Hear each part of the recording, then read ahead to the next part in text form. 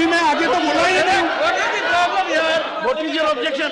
What is the problem? For sake of objection, you are raising objection. क्या है? पागल हो गया है। No, you just want to hold the floor. 258. Sorry, please. 258. Sorry. Let us not make issue of non-issues. 258. Take your seat. 258. Take your seat. 250. Sit down. Take your seat. Okay, I'll sit. Take your seat. Take your seat, please. Take your seat. Take your seat. Honorable Minister. मान्यवर, मैं कहता हूं शीश महल में क्या असंसदीय है, चर्चा करें जरा खड़े होकर। वैसे ही व्यवधान करने के लिए खड़े हो जाते हैं, जरा समझाइए।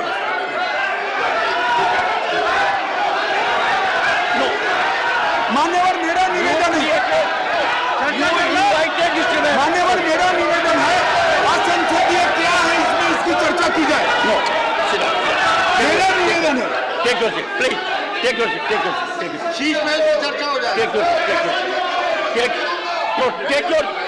You. Mr. Derek O'Brien. Mr. Derek O'Brien. You deliberately got up only to create disturbance, only to create disruption. This will not be accepted. Please. Sir, leader would like to speak, sir. Sir. Take. Sir. Take. Leader of the house. Please. Sir, leader of the house. No. Sir, leader of the house. Honorable Minister. Sir, ये आपने पिछली बार भी इस विषय के ऊपर बड़ी गंभीरता बताई थी कि जो थिएट्रिक्स करने का सिलसिला इस सदन में कोई मान्य सदस्य करते हैं, अगर इनको हिम्मत है, अगर इनका इरादा शीश महल के ऊपर चर्चा करने का है, तो हम अभी के अभी शीश महल के ऊपर चर्चा के लिए तैयार है। हो जाए शीश महल के ऊपर पूरी चर्चा। जो ये शीश महल को ऑब्जेक्ट कर रहे हैं, Take your seat. Take your seat. Take your seat. Take your seat. Please. Take your seat. Oh, one second. Sorry, sir. 1 second. Sorry. Please. Honorable members, I was hearing the Honorable Home Minister with total focus. And there was nothing in the discourse of the Honorable Home Minister which could have invited the kind of disruption in which Mr. Derek O'Brien. I urge the House, I urge the Honorable members, we have been decorous during the whole day. Don't act on a plan.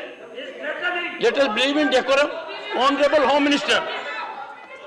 Honorable Home Minister. Honorable Home Minister. माननीय अध्यक्ष जी, यही जिसको निशाना बनाया गया वही vigilance की office में मुख्यमंत्री के नए बंगले पर खर्च हुए अवैध खर्चे के लिए और आवंटित की गई राशि से 6 गुना ज्यादा खर्चे के लिए जांच की फाइल भी उसी के अंदर थी।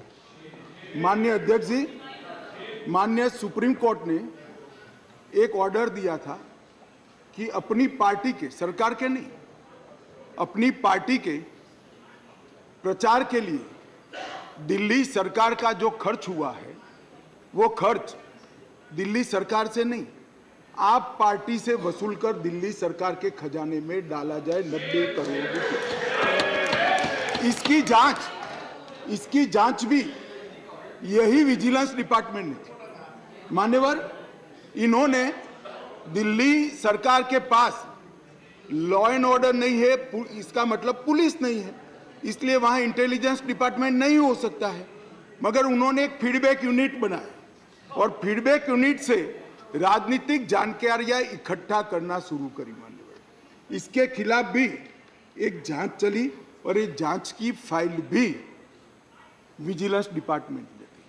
मान्यवर, BSES और BYPL ये 2 वीज वितरण कंपनियां हैं जिनका 21,000 करोड़ रुपया दिल्ली सरकार को बकाया है, देना है।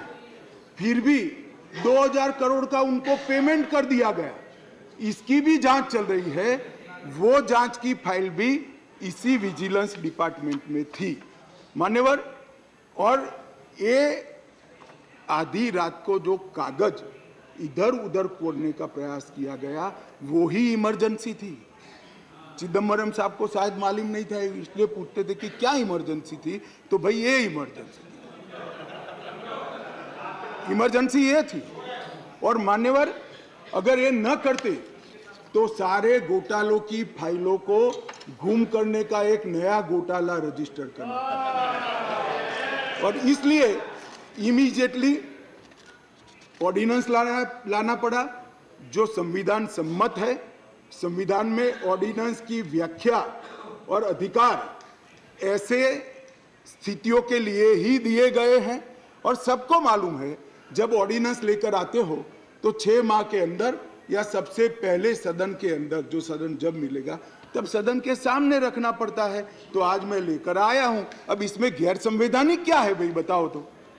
इतनी सारी 5 घंटे से चिल्लाट चिल्लाट करते हैं, इसमें गैर संवैधानिक क्या है? क्या प्रीपेड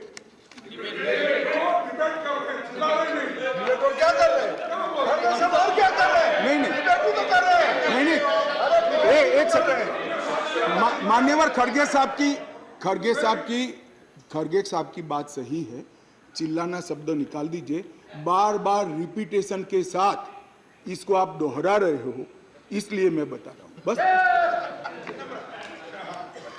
खड़गे साहब की बात सही है सर।